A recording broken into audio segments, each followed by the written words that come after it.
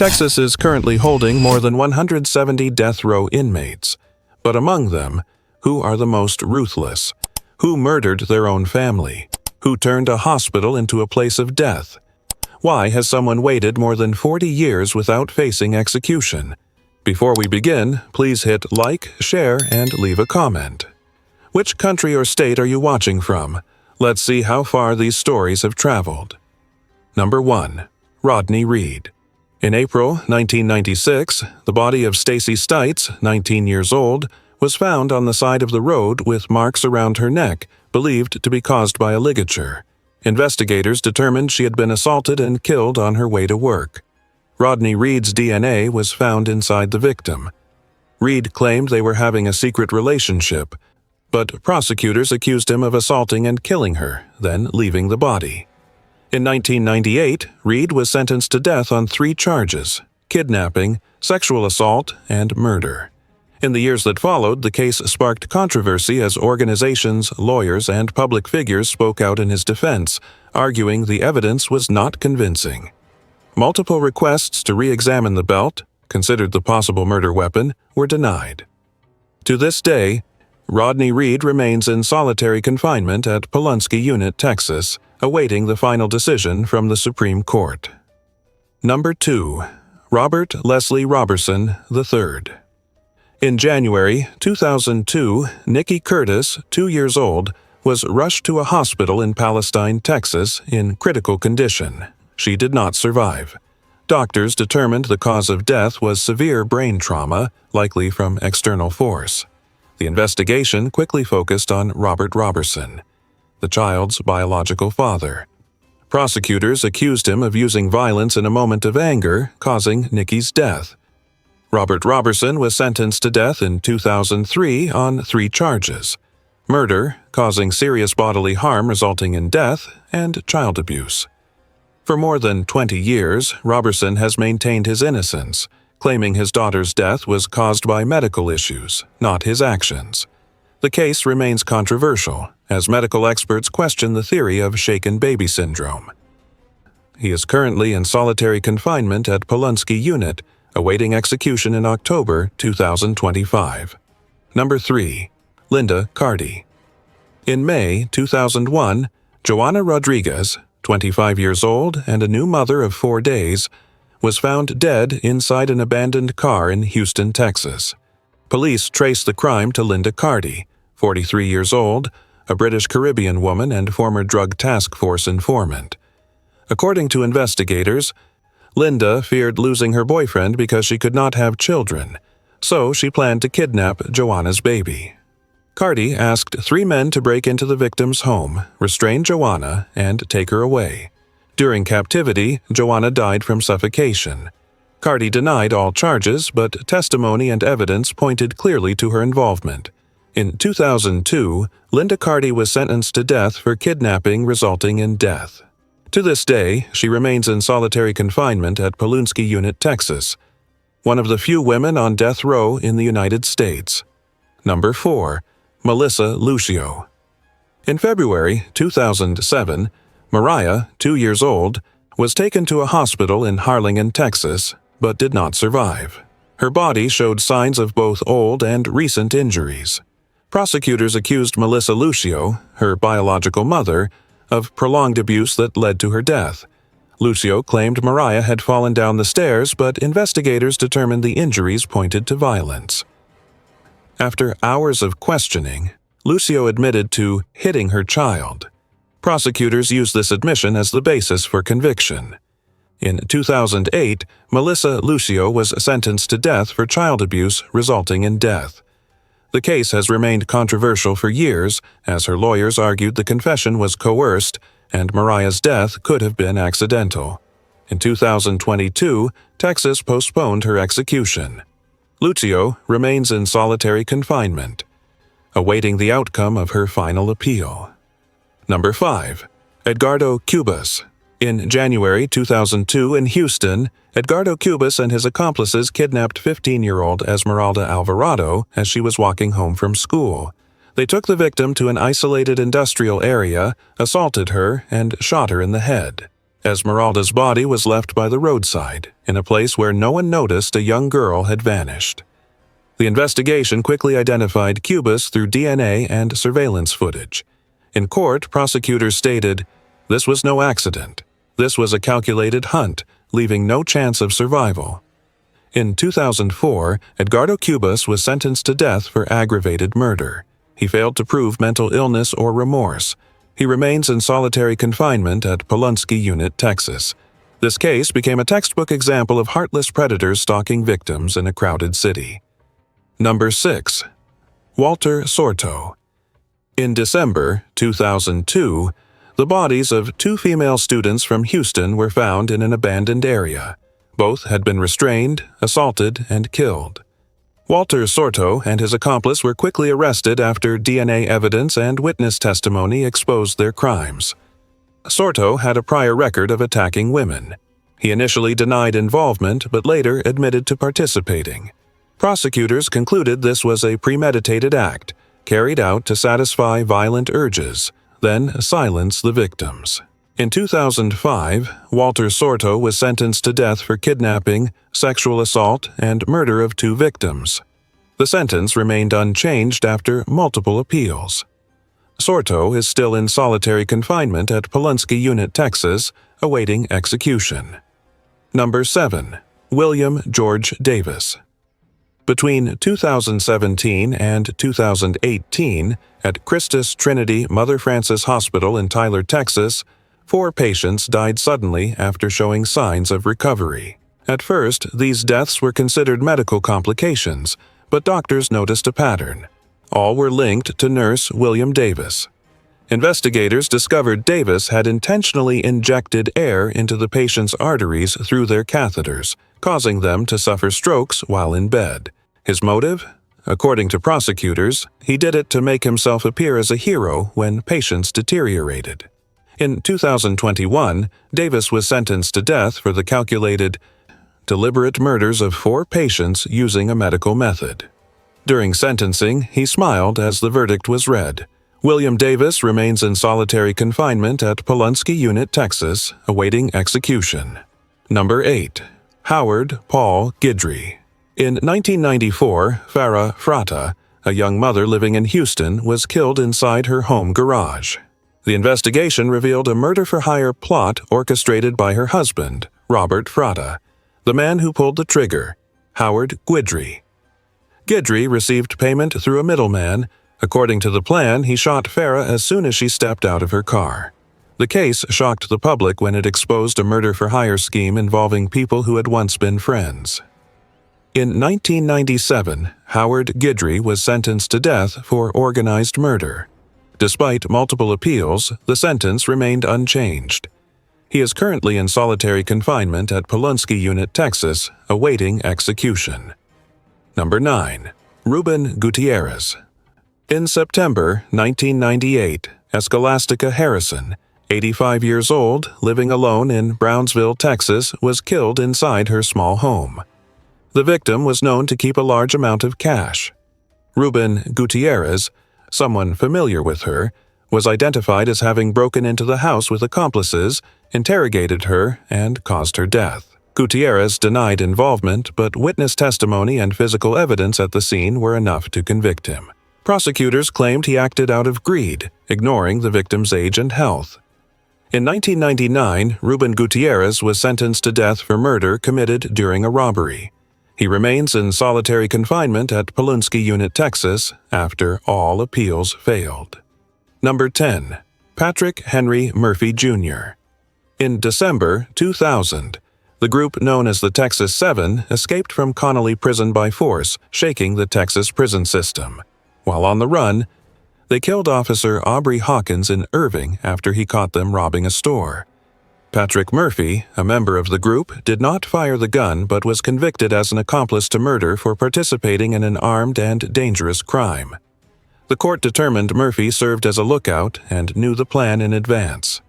In 2003, Murphy was sentenced to death under Texas law for accomplice liability. He remains in solitary confinement at Polunsky Unit, awaiting execution. Number 11. Ronald Lee Haskell. In July 2014, Ronald Haskell disguised himself as a delivery driver and knocked on his ex-wife's sister's door in Houston. Once inside, he held 6 people hostage, including 4 children, and coldly executed them all. 5 died instantly. 15-year-old Cassidy survived by playing dead. Haskell was arrested after a police chase. His motive?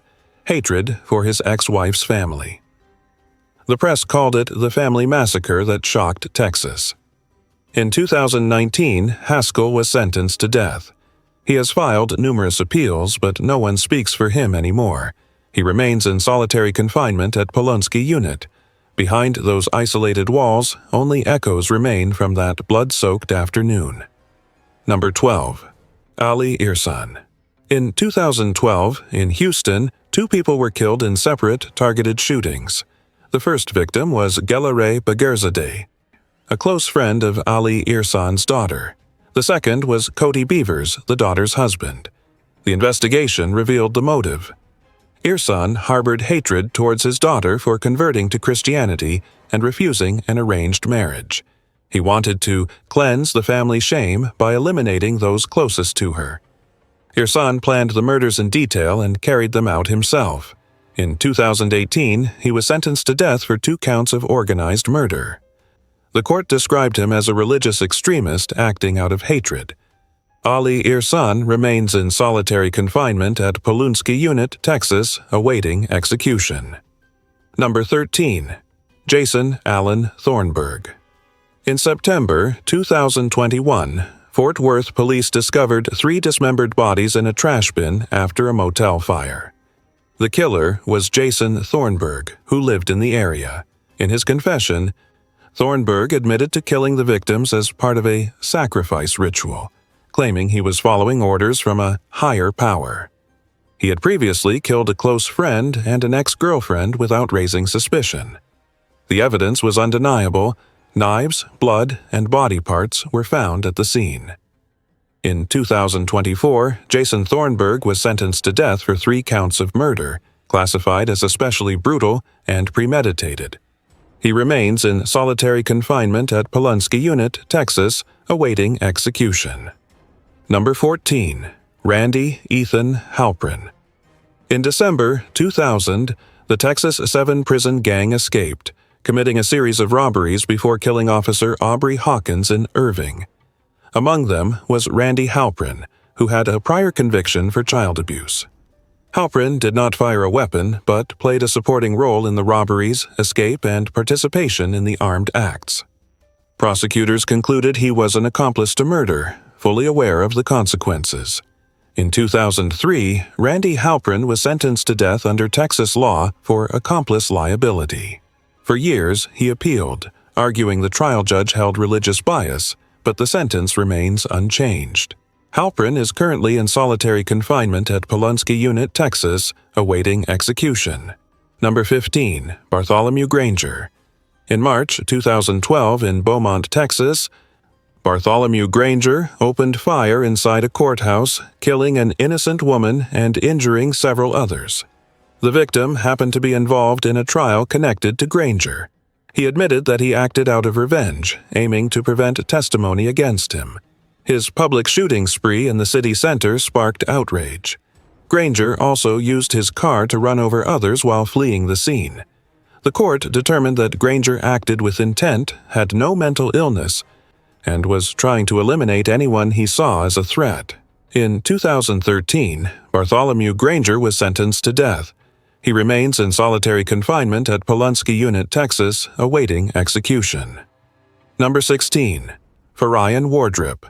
Between 1984 and 1986 in North Texas, 5 young women were murdered. All victims were restrained, attacked, and killed following a similar pattern. The killer was Farion Wardrip, a former security guard. Initially, he was not a suspect. After committing a lesser crime and getting arrested, DNA evidence from previous cases exposed him. Wardrip confessed to all crimes, stating he could not control himself when he saw lone women. Prosecutors described him as someone obsessed with power, treating others as objects. In 1999, Farion Wardrip was sentenced to death for serial murder. He remains in solitary confinement at Polunsky Unit, Texas, awaiting execution. Number 17. Eric Lyle Williams. In 2013, Kaufman County was shaken when 3 law enforcement officials were brutally killed. The victims were Prosecutor Mark Hasse, Chief Prosecutor Mike McClelland, and McClelland's wife. The investigation led to Eric Williams, a former lawyer and judge previously prosecuted by the victims. His motive? Revenge against the system that ruined his life. Williams planned carefully, used homemade weapons, and carried out the murders with intent, covering his tracks thoroughly. The case shocked the public, as the killer was someone who once knew the law. In 2014, Eric Williams was sentenced to death for murder with special circumstances. He remains in solitary confinement at Polunsky Unit, Texas, awaiting execution. Number 18. Victor Saldano. In November 1995, Victor Saldano, an Argentine national, along with an accomplice, kidnapped businessman Paul Ray King in Plano, Texas. Saldano shot the victim dead, stole his money and car, and fled. Captured shortly after, he confessed to everything. In the 1996 trial, he was sentenced to death. However, the trial's use of Latin ethnicity to assess future danger sparked major controversy. The sentence was overturned but retried with the same result. Argentina and international organizations have repeatedly sought clemency, but Texas upheld the sentence. Saldano has staged multiple hunger strikes during his appeals. He remains in solitary confinement at Polunsky Unit, Texas, awaiting execution.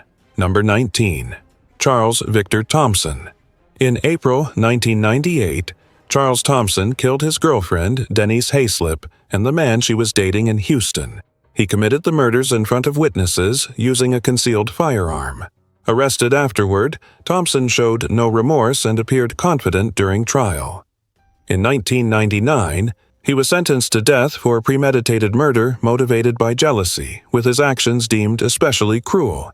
Notably, in 2005, Thompson escaped prison for several days using fake documents, prompting Texas to tighten security at Polunsky Unit. To this day, Charles Thompson remains on death row with no sign of a reduced sentence. Number 20. Juan Carlos Alvarez. In June 1998 in West Houston, Juan Carlos Alvarez, a member of the Southwest Cholos gang, drove around an apartment complex at night carrying a rifle. Upon seeing a rival group gathered, he did not hesitate to open fire. Brothers Michael and Adrian Aguirre were killed on the spot. 6 others were seriously injured. The investigation revealed the shooting was a gang-related act of revenge. Alvarez was arrested shortly after when police tracked the car and the weapon used. The court ruled this was organized murder, no different from an execution carried out in broad daylight. Prosecutors described it as a hail of bullets driven by hatred, with no regard for human life. In 1999, Alvarez was sentenced to death. He remains in solitary confinement at Polunsky Unit, Texas, awaiting the day he steps into that final room. Number 21. Cary DeMart Allen. In 2000, in Harris County, Cary DeMart. Allen was living with his girlfriend and 4 young children. But behind the silence of that apartment, a tragedy unfolded. The youngest child, 2-year-old Kiana Lachey Baker, stood no chance of survival after enduring repeated acts of torture and violence. Investigators confirmed Allen was the perpetrator. Testimony from the medical examiner made it clear this was no accident, but deliberate violence inflicted by an adult. Arrested immediately after Kiana's death, Allen did not deny his actions. He was sentenced to death for aggravated murder, as the victim was a defenseless child. Allen remains in solitary confinement at Polunsky Unit. He has no further appeals, no remaining hope. Number 22. Guy Len Allen. On April 3, 2002, Guy Allen ambushed his ex-girlfriend Barbara Hill and her 10-year-old daughter Jeanette Johnson. Inside the car, Barbara was stabbed while young Jeanette, in panic, called 911, begging for help as she witnessed her mother's death. The recording became chilling evidence against Allen. Captured shortly after, Allen admitted he acted because he could not accept rejection. The stabbing was described as relentless and merciless. In 2004, Texas sentenced him to death for 2 murders, including a child. The court concluded Allen was the type to use violence as a means of control. He remains in solitary confinement at Polunsky Unit, Texas, awaiting execution with no further appeals possible. Number 23. Perry Allen Austin. In 1992, Perry Austin murdered 9-year-old David Casmus in Houston, a case that shocked the public. He lured the child to a secluded area, used sedatives to render him unconscious, and killed him. The boy's body was found days later, bearing clear signs of violence. Austin had prior convictions for assaulting minors, but this crime only came to light after he confessed during questioning for unrelated charges. Prosecutors described his actions as cold-blooded, without a shred of humanity. In 2002, Perry Austin was sentenced to death. He repeatedly appealed, citing mental illness, but all efforts failed.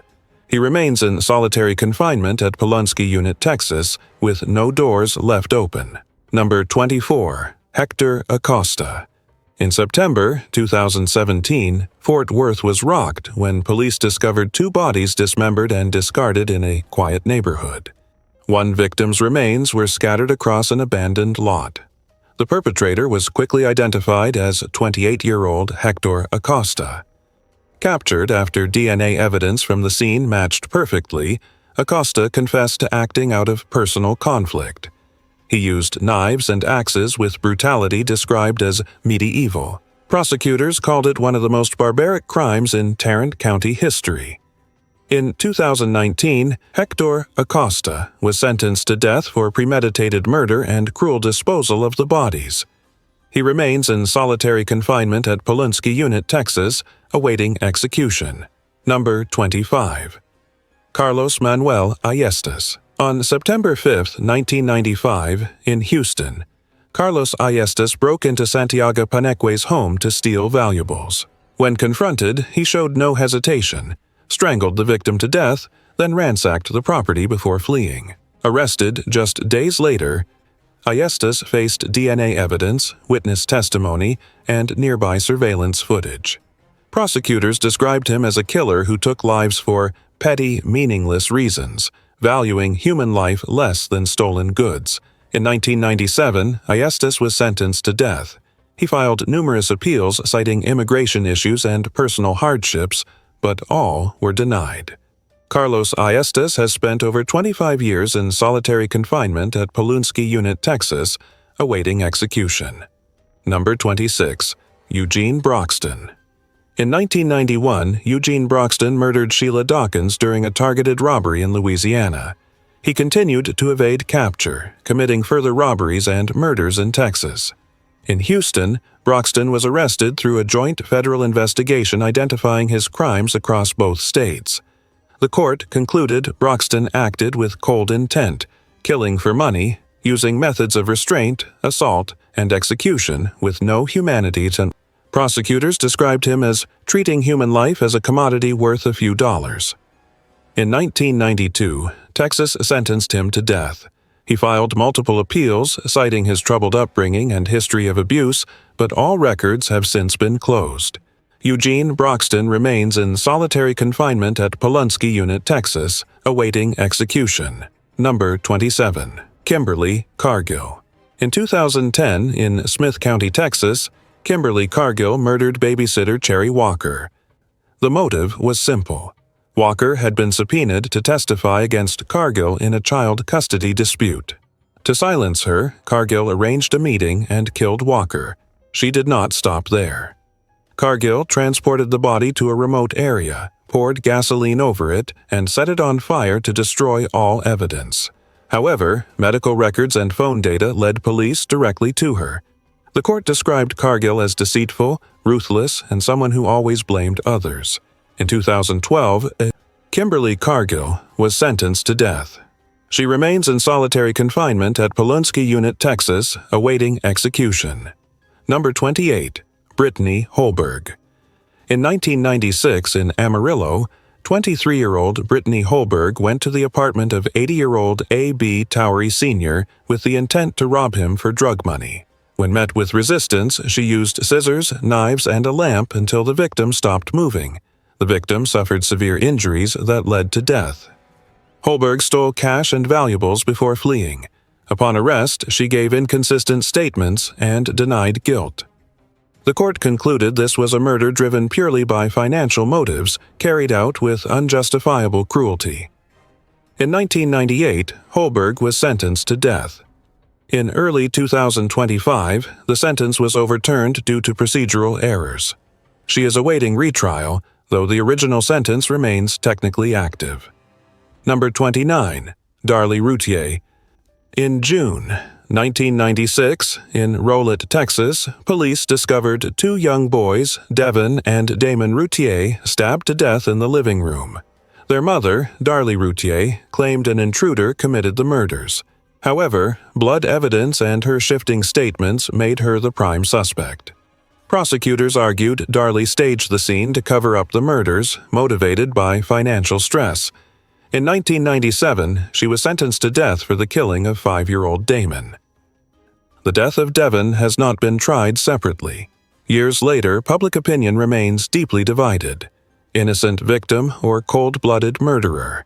Although requests for new DNA testing continue, the death sentence remains in place. Darlie Routier is currently incarcerated at O'Daniel Unit, Texas. Number 30. Otis McCain. On November 20, 2016, in San Antonio, police officer Benjamin Marconi was shot while sitting in his patrol car performing administrative duties. The shooter, Otis McCain, who harbored resentment against the legal system over a custody battle. Surveillance footage captured McCain approaching the vehicle and firing without hesitation, showing no sign of remorse as he walked away. Upon arrest, McCain stated he wanted to lash out at someone in uniform. In 2021, the court concluded this was a targeted, unrepentant murder of a police officer. The only sentence: death. McCain remains in solitary confinement at Polunsky Unit, Texas. In July 2025, his mental health appeal was rejected. The sentence stands. Number 31. Michael Dean Gonzalez. In 1995, Michael Gonzalez, known as Spider, broke into his neighbor's home in Odessa to steal. When discovered, he did not hesitate to fatally stab both Manuel and Merced Aguirre. Their bodies were found in the house, showing signs of a sudden, violent attack with no chance to defend themselves. Gonzalez stole property and fled, but was arrested the same day. In court, he remained cold and showed no remorse.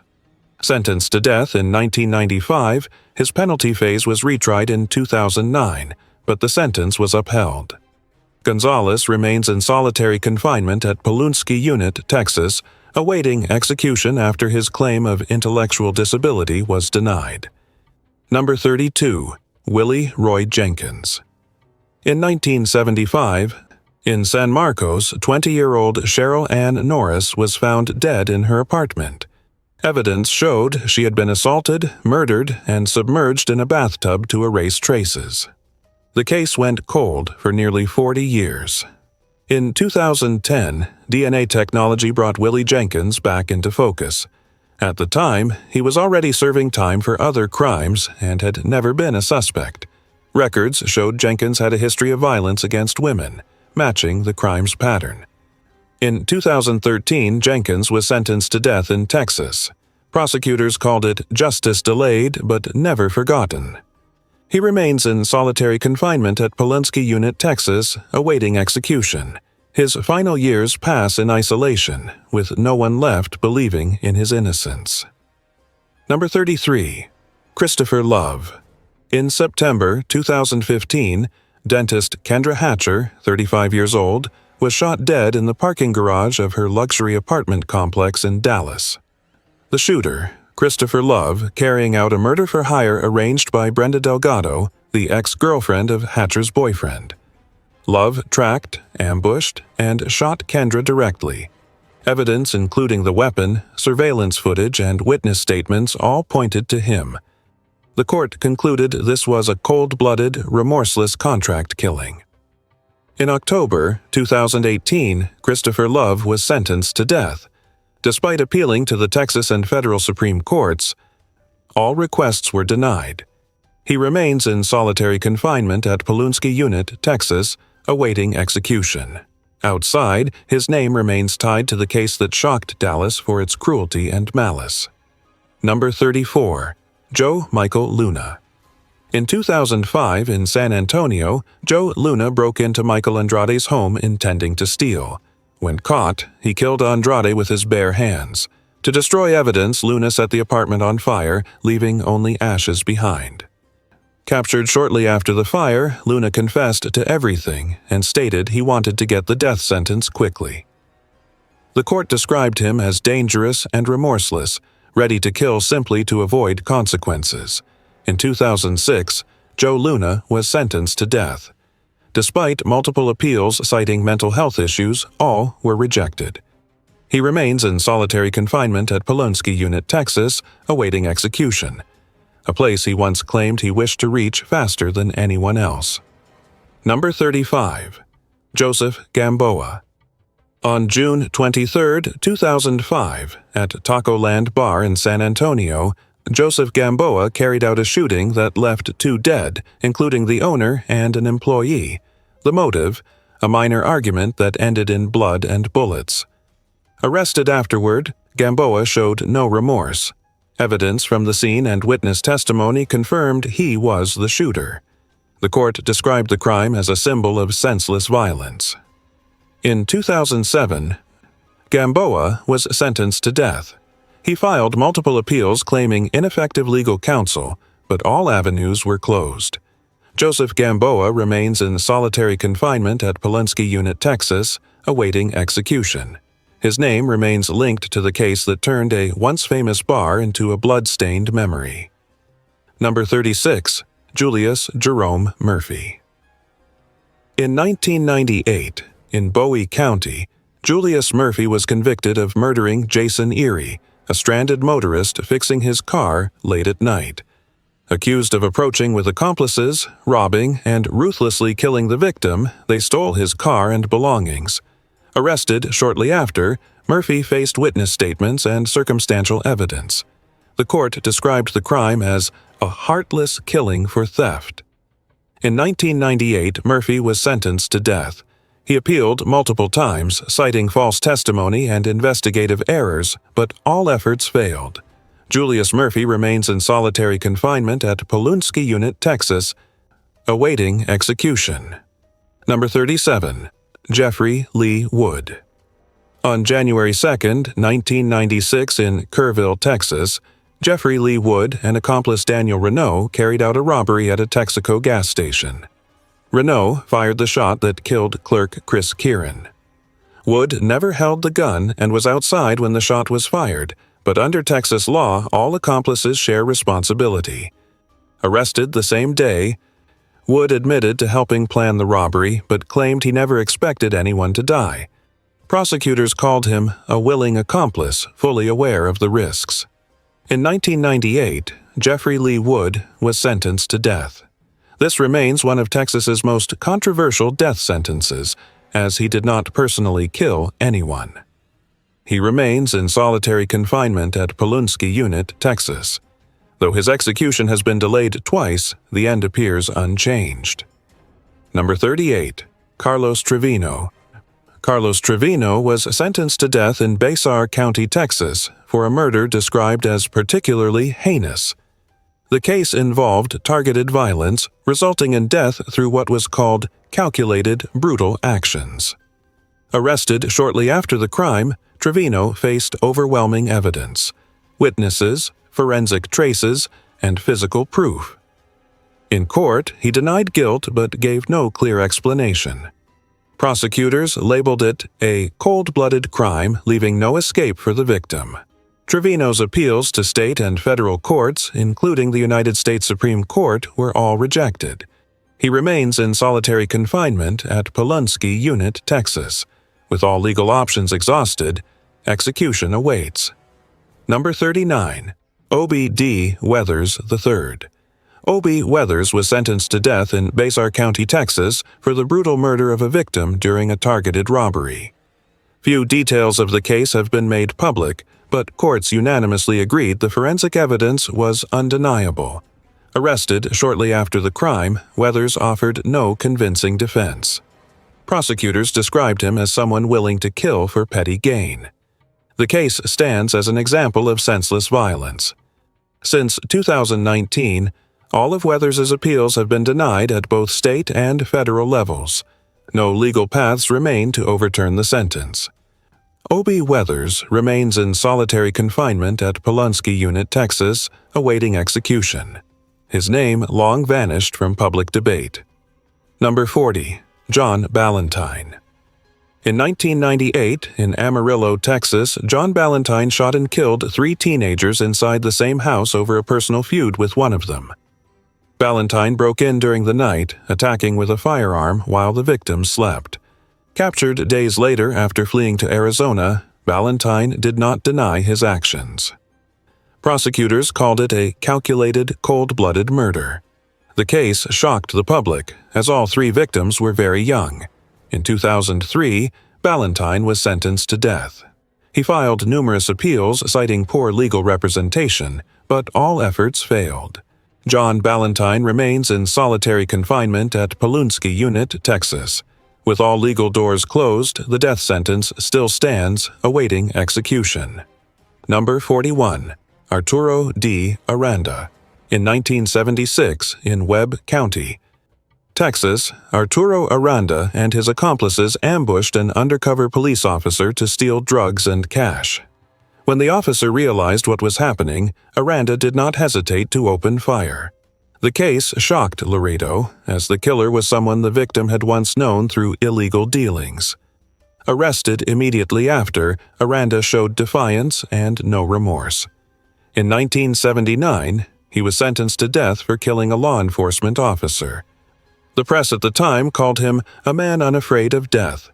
Nearly half a century has passed, and Arturo Aranda remains in solitary confinement at Polunsky Unit, Texas. All appeals have failed. He has become one of the oldest inmates on Texas death row, though his fate was sealed long ago. Number 42. Raul Cortez.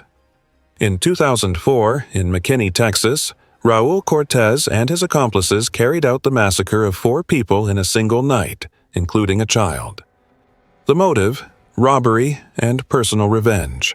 The victims were executed at close range, leaving a blood-stained scene that horrified the community. Arrested after investigation, Cortez showed no remorse and even wrote books in prison boasting about his past. The court described him as someone who speaks through a gun, valuing human life less than money. In 2009, Raul Cortez was sentenced to death. Though he filed multiple appeals, all have been denied. He remains in solitary confinement at Polunsky Unit, Texas. Behind the cell door, Cortez waits for the law to carry out the inevitable. Number 43. Andre Thomas. In 2004, Andre Thomas murdered his ex-wife, his son, and his ex-wife's daughter. He claimed to have heard divine orders to inflict severe bodily harm under hallucinations to expel demons.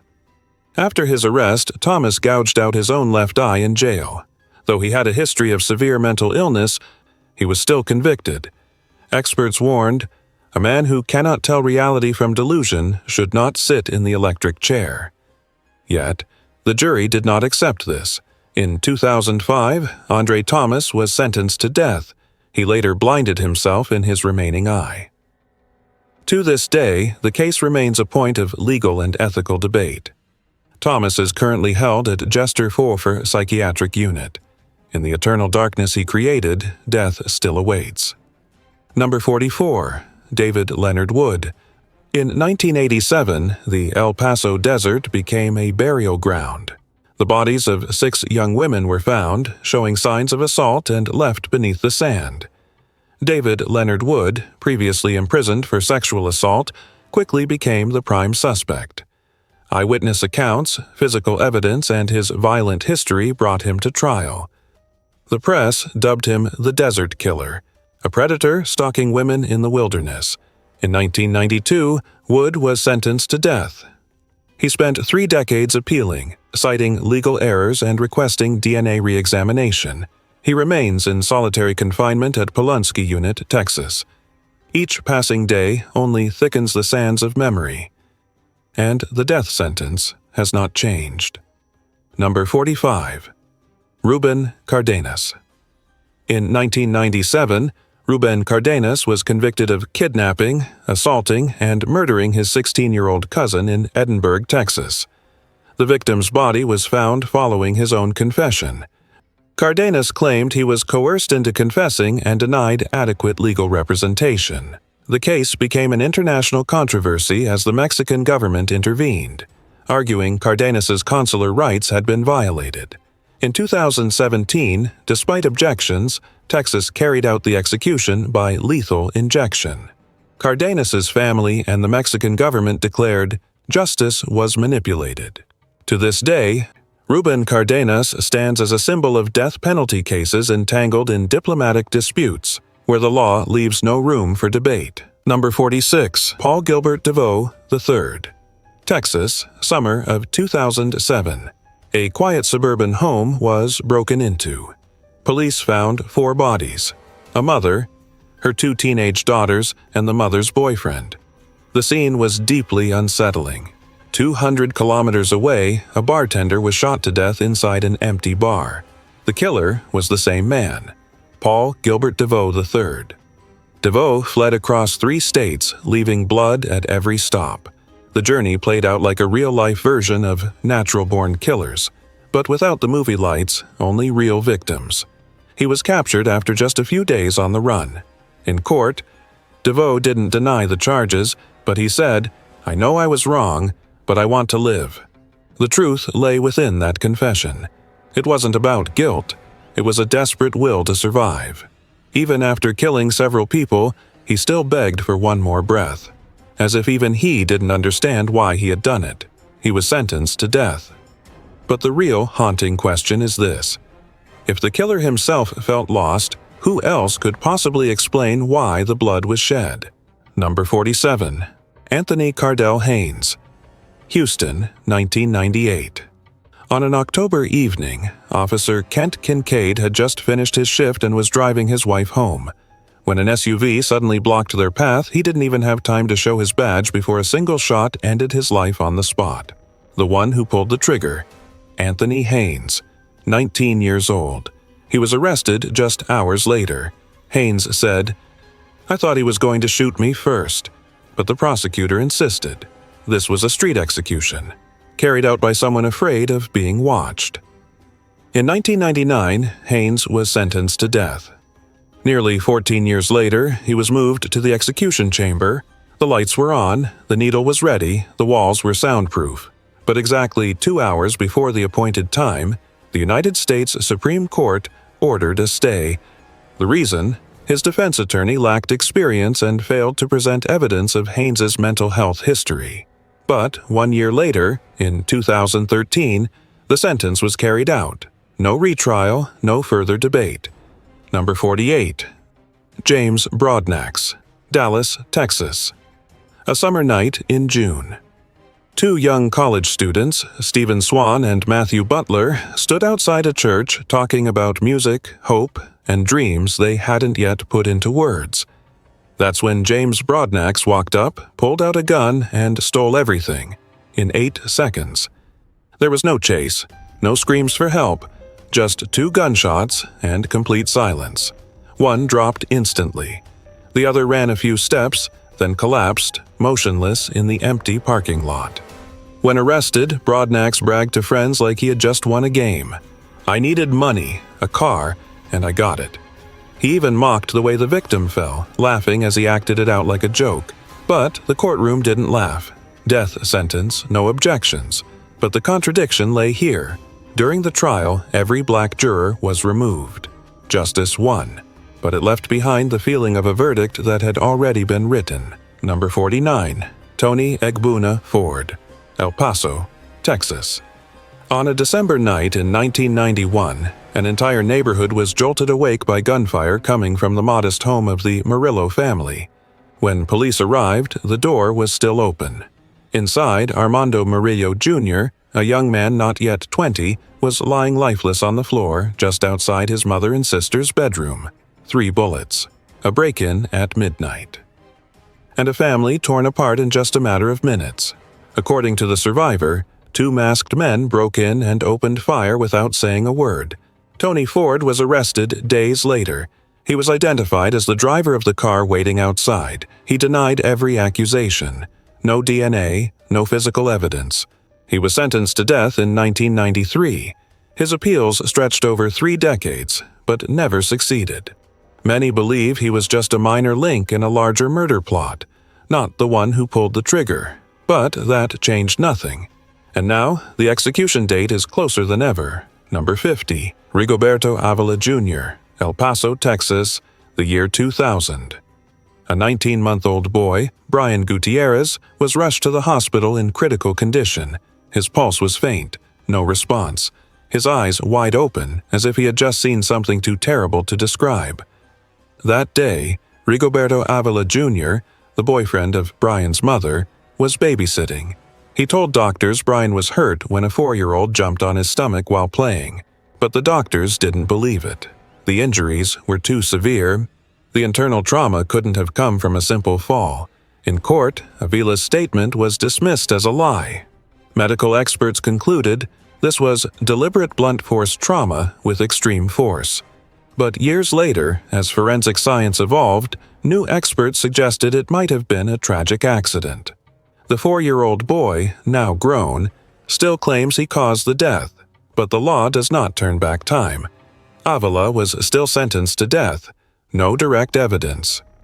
Just one statement considered less trustworthy than the stunned gaze of a child too small to defend himself. Number 51, Fabian Hernandez, El Paso, Texas, November 3, 2006. It was an ordinary evening. Renee Urbina stood outside her parents' home holding her baby, looking toward a car parked by the gate. Inside was her ex-husband, Fabian Hernandez. He stepped out quietly, carrying nothing but a cold, silent stare. Next to Renee was Arturo Fonseca, her close friend, 24 years old, who had just gotten out of the car, not yet pulled the key from the ignition. Then, 2 gunshots rang out. Hernandez shot them both in front of the child. No warning, no hesitation. When police arrived, the baby was screaming in his grandfather's arms. His mother's body lay motionless on the grass. One sandal had been knocked out of place, and the scent of gunpowder still lingered in the air they once called home. Hernandez was arrested not long after. Once a well-known gang member, he admitted to stalking his ex-wife for days before the attack. The trial ended quickly with a death sentence in 2009. Number 52, Charles Mamou Jr., Houston, 1998. Mary Carmouche, 17 years old, left home one afternoon and never came back. Her body was later found by the roadside, showing signs of a brutal assault. Police identified a suspect, Charles Mamou Jr., a man who had once been involved in drug deals with Mary's older brother. A dispute escalated and a payback followed. In court, witness testimonies were inconsistent. No DNA, no physical evidence tying Mamou to the scene. He was sentenced to death in 2000. Mamou insisted, "I was the last person to see Mary, but I didn't kill her." The twist came years later. His defense attorney admitted they never investigated the key witness, never called a crime scene expert, and never challenged weak testimony. A noisy trial with no depth. A life left hanging on words, not on proof. Mamou remains on death row. Number 53, Gerald Eldridge, Houston, 1993. Cynthia Bogany, a 28-year-old woman, opened her apartment door after a familiar knock. Outside stood Gerald Eldridge, her ex-boyfriend and the father of her daughter. Time froze for a second before he pulled out a gun. 3 shots. Cynthia collapsed in the doorway. Her 9-year-old daughter, Charissa, witnessed everything. She ran to the bedroom and hid under the bed. Eldridge followed her. And no one else in that apartment lived to tell what happened next. He was arrested just hours later. Eldridge didn't deny his actions, But when sentenced to death, he protested, "I have a mental illness." For 30 years, his appeals revolved around one question: was he mentally competent enough to be executed? A federal court finally ruled, yes. No one denies Eldridge killed 2 people, but here's the contradiction. Though he once heard voices and harmed himself behind bars, the legal system still declared him sane enough to die. Number 54, Edward Lee Busby Jr. Fort Worth, a winter morning in 2004. A 78-year-old woman vanished after leaving church. 3 days later, her body was found in an open field, hands and feet bound, mouth sealed with duct tape, and no personal belongings left. Edward Lee Busby Jr. was arrested less than 48 hours later. Witnesses saw him withdrawing money using her card. In his car, a roll of tape identical to the one used. During questioning, Busby said, "I was just in the back seat. I don't know how she died." The court didn't believe him. He was sentenced to death in 2005. Then came a twist involving 2 words: intellectual disability. Busby's lawyer argued he lacked the capacity to understand the meaning of a death sentence. The court first rejected the claim, but in 2021, an unusual ruling came down. The execution was paused, just to test his mental competence. Since then, nothing has happened. Busby waits, not knowing if he'll live or die. Number 55, Guy Len Allen. Travis County, 2002. Barbara Hill, 47, and her daughter Jeanette Johnson, 19, were making dinner. A normal day, a warm, familiar kitchen. Then Barbara's ex, Guy Len Allen, suddenly appeared. No one knows what happened behind that door. What is known, minutes later, Barbara lay dead with 46 stab wounds. Jeanette, who had only tried to intervene, was stabbed 10 times. The crime scene was so disturbing that even investigators had to look away. The case shook Travis County, not just for its brutality, but because the victims were the killer's own family. Allen was arrested immediately. No resistance, no reaction. In court, his lawyer brought up a childhood of abuse, untreated trauma. The court was unmoved. Death sentence delivered. The chilling irony: justice was served. But the truth went silent forever, along with the final screams from that kitchen. Number 56, Joshua Maxwell. August 2000. Officer R. Lopes from Bazar County had just finished a late shift. He stopped by a convenience store near his home, but waiting in the dark was Joshua Maxwell, a 21-year-old, and his girlfriend, Tessie McFarland. They were on the run after taking the life of a FedEx worker in Indiana. They needed money, needed a card, and needed one more victim to make their escape. The officer was ambushed inside his car. Maxwell pulled the trigger. One shot. They took his police ID, his bank card, and left behind a motionless body. Lopes's SUV was later found a few miles from the scene. Joshua was caught shortly after, near the southern border. In court, he laughed. No remorse. But 10 years later, standing in the execution chamber, Maxwell's voice changed. That person died a long time ago. But Officer Lopes never came back. No tragic past justifies a life taken. No love is blind enough to turn 2 lovers into killers, and no apology can undo what was lost. Number 57, Stephen Thomas, Williamson County, Texas, 1980. The small house where Mildred McKinney lived alone stayed silent that morning, with no answer when neighbors knocked. When police broke in, they found her on the floor, strangled with her own bedsheet. No blood, no leads, a cold case. 34 years passed. In 2012, police reopened the file using new DNA technology. A fluid sample on the victim's nightgown matched Stephen Thomas. The neighborhood boy from back then, 16 years old, was now in his 50s. Thomas was arrested while living in another state. He stayed silent in court. He claimed he didn't remember anything. He had once been a teenager, but the murder had never aged. He was sentenced to death in 2014. Mildred's family attended the sentencing in tears. She waited 34 years to hear this. It wasn't the crime. It was time.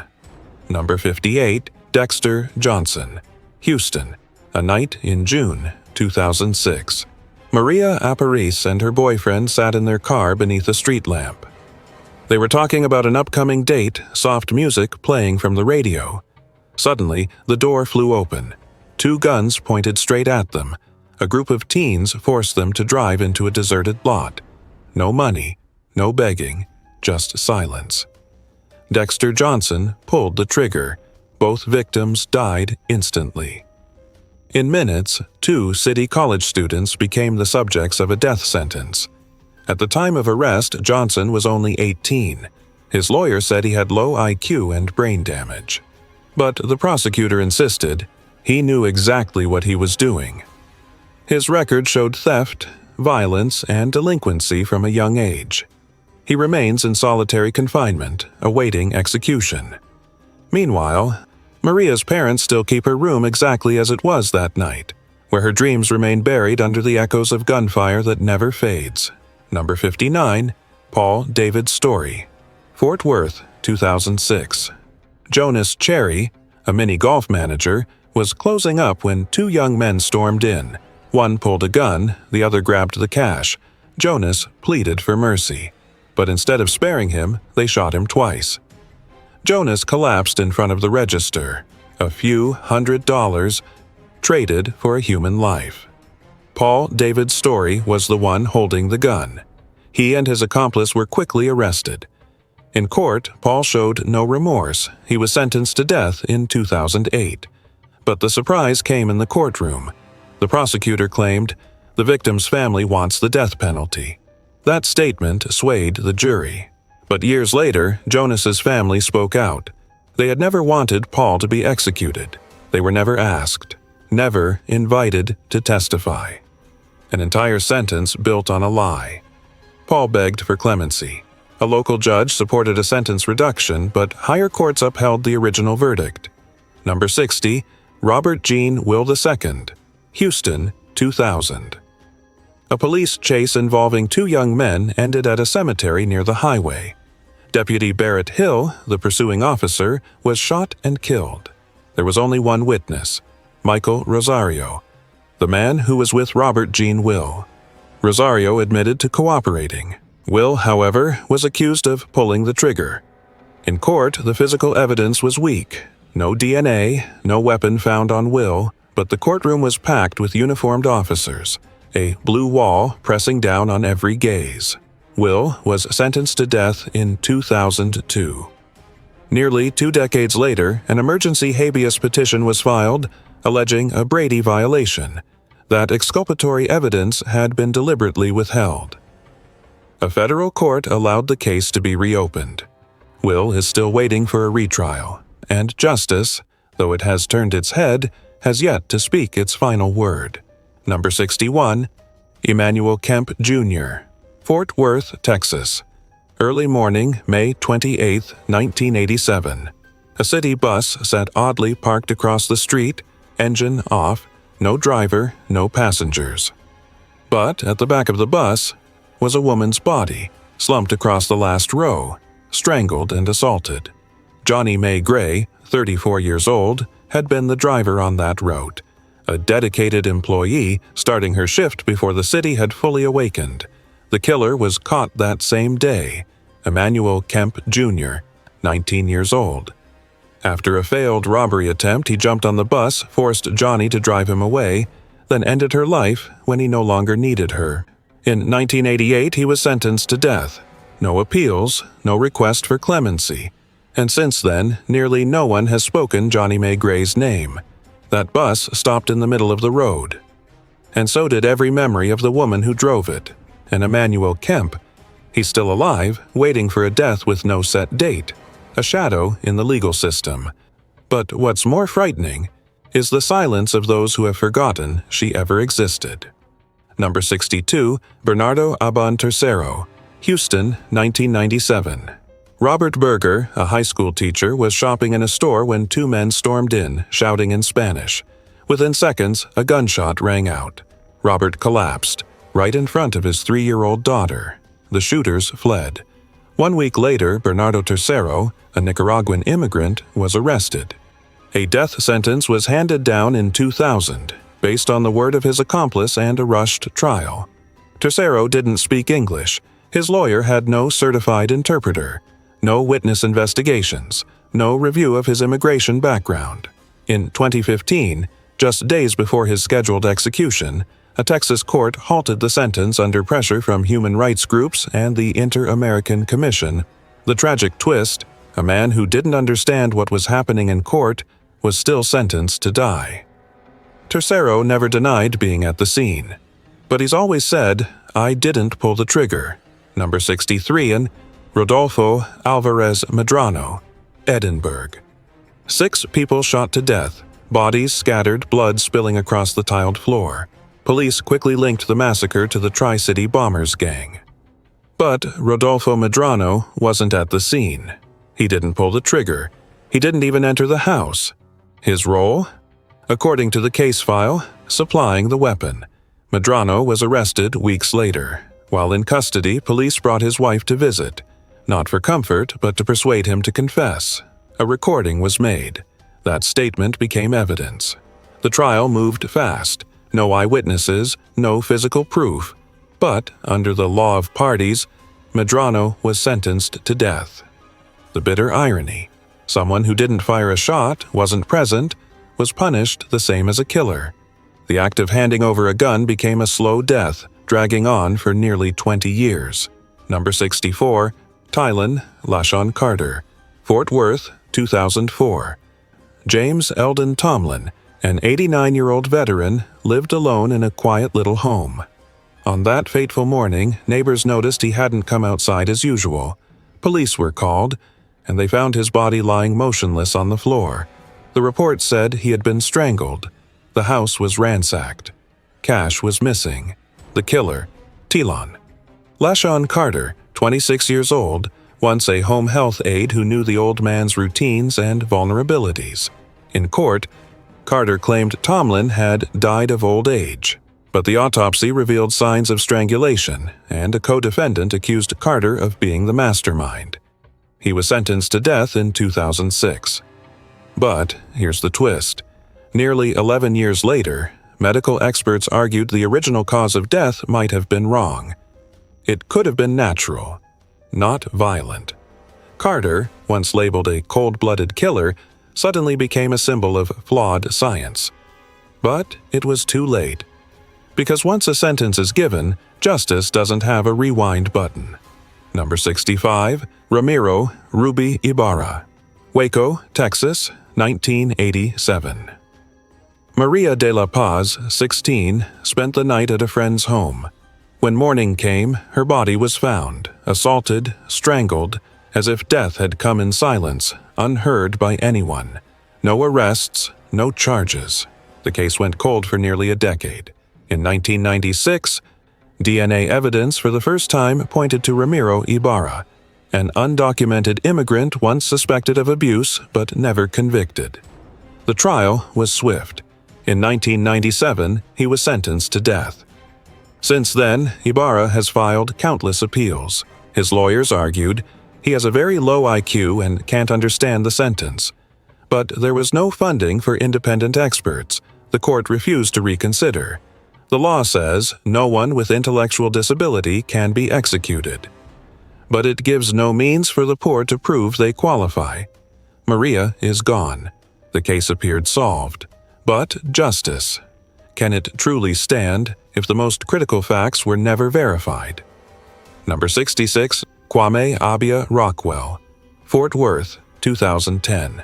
A liquor store robbery turned deadly. A customer couldn't escape and was shot dead on the spot. The shooter, Kwame Rockwell, 36 years old, fled but was caught in less than 24 hours. The trial dragged on for a reason no one expected. Kwame claimed he was controlled by a snake inside him. At times, he believed he was God. At others, possessed by demons. Medical records confirmed he had severe schizophrenia and had been hospitalized for years. Still, the jury ruled sane enough to be held responsible. He was sentenced to death. Then came a shocking twist in 2018.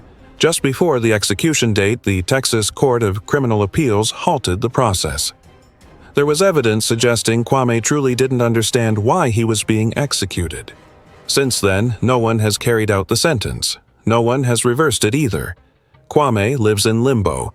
Not sane, not insane, not dead, not free. A man trapped in the vaguest definition of justice, competent enough to die. Number 67. Milton Dwayne Gober. Austin, 2006. Police received an emergency call. The quiet apartment of a woman suddenly filled the air with the heavy scent of blood. When they broke in, they found Tamika McKinney lifeless, with multiple severe injuries. Milton Dwayne Gober, the victim's ex-boyfriend, was the last person seen at the scene. Police found his DNA on her hands. When questioned, he stayed silent. No confession, no reaction. He was sentenced to death in 2010. The heartbreaking twist came later in court. His new defense team claimed the original lawyer never properly investigated witnesses or Gober's mental health history. No independent forensic expert, no psychological testimony. A trial that felt like a rough draft, but the cost was a life. Gober has sat on death row for 15 years, with no clemency request granted. The man who once stayed silent before the truth is now being drowned out by the silence of justice. Number 68. Richard Vasquez. Houston, 1998. Lucita, a 4-year-old girl, lived with her mother and stepfather, Richard Vasquez. A family that seemed peaceful until one April day brought tragedy.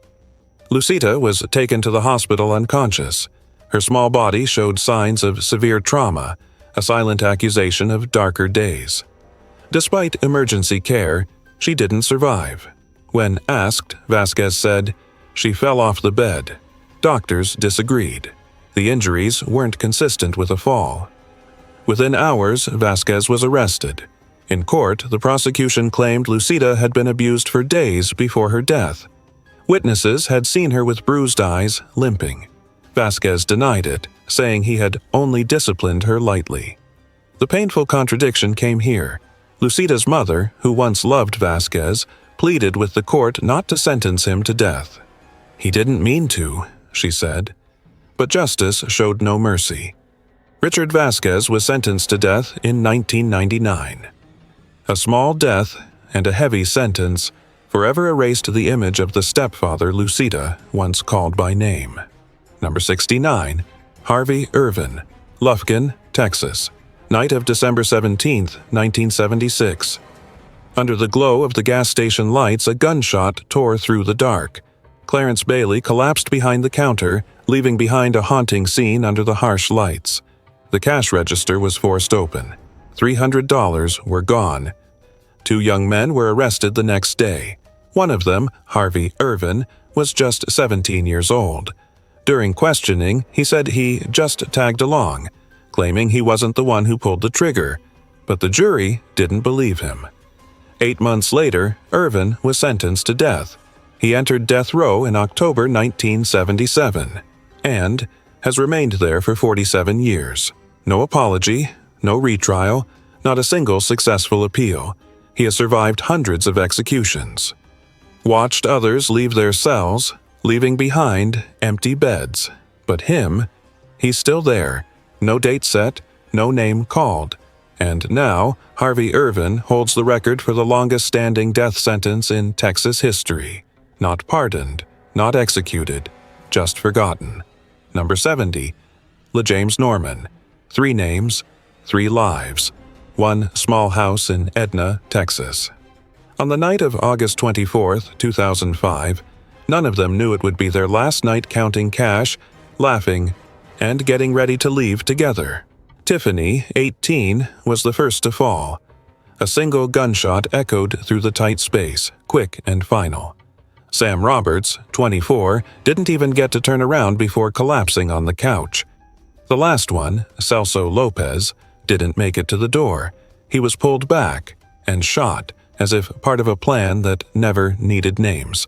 The shooter, LeJames Norman, just 19 at the time, no feud, no grudge. just wanted money to hang out. What shocked everyone more came at trial. Norman didn't appeal, didn't ask for a jury, just nodded and confessed, like he'd walked into the wrong house and was sorry for the mix-up. And that was enough. 3 lives taken in exchange for a death sentence, and a question no one can answer.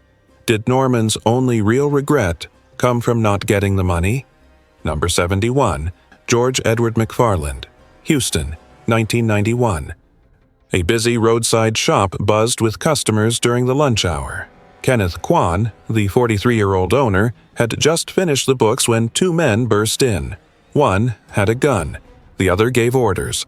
In 30 seconds, all sound vanished, except for footsteps running away and a body falling behind the counter. Kwan never had a chance. The shooter, George McFarland, was arrested days later.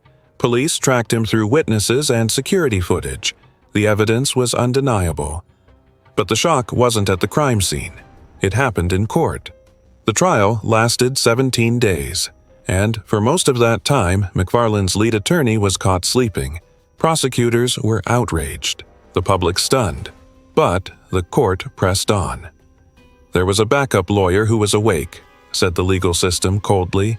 McFarland was sentenced to death. Years later, new lawyers appealed. How can a trial be fair when your defender is asleep? But the court refused to reopen the case. McFarland didn't just die because of a bullet, he died in a courtroom, where justice nodded off.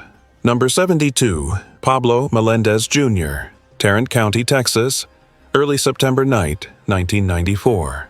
Gunshots rang out in a quiet neighborhood. By the time neighbors stepped outside, all they saw was a shadow fading into the dark.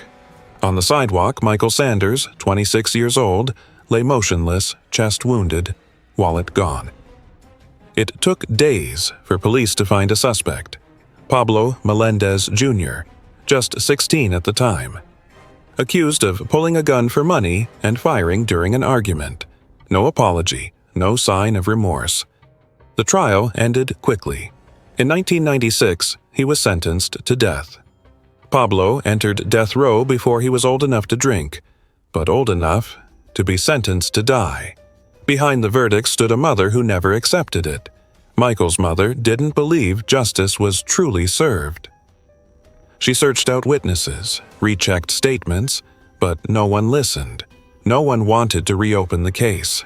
The truth, if it ever existed, may have been sealed forever with the verdict. And Pablo, terrifying or not, was still just a teenager when he walked through the gates of death row. A child, treated as though he had been grown for a long time. Number 73, Juan Segundo, Fort Worth, Texas. The year 1986. Vanessa Villa, 11 years old, had just walked into her home, hugging her teddy bear. Her mother stepped out for just a few minutes. When she returned, she screamed. Vanessa was found lifeless in the bathroom, a bra strap wrapped around her neck. The scene showed signs of a deeply disturbing attack. No suspects. The case faded into silence. Until 2005, when DNA identified the killer, Juan Segundo, a man with a prior conviction for sexual assault. Worse, he was linked to 3 other rape and murder cases from 1994. He was sentenced to death in 2006. Execution was scheduled for 2018, then postponed. The twisted turn came from the law itself. In 2022, the court confirmed Segundo had a congenital intellectual disability. He could not be executed. His sentence was reduced to life in prison. A man who took the lives of at least 4 women, now allowed to live. The law protects those who don't understand their actions, but the victims? They understood the pain of death all too well. In that bathroom, the memories remain colder than water, and hearts have yet to heal. Number 74, Larry Dean Hatton, Corpus Christi, 1995. A hot, humid night. A cartoon still played in a small apartment in the southern part of the city, until it was drowned out by gunfire. Larry Dean Hatton emerged from the dark holding a smoking gun, mumbling hateful words no one could comprehend. The man he was aiming for was already dead, but the second bullet fired at no one, pierced a thin wall, and struck a 5-year-old boy sitting in front of the TV. The boy was struck while sitting in front of the TV. The screen kept flashing until his mother rushed in, crying out in horror. Hatton was arrested afterward. He was sentenced to death. But starting in 1997, his appeal documents were mailed to the wrong address. It wasn't until 2014, nearly 20 years later, that someone accidentally rediscovered the file. Now, almost 30 years have passed, and no execution date has been set. In that apartment long ago, the television has stayed off ever since.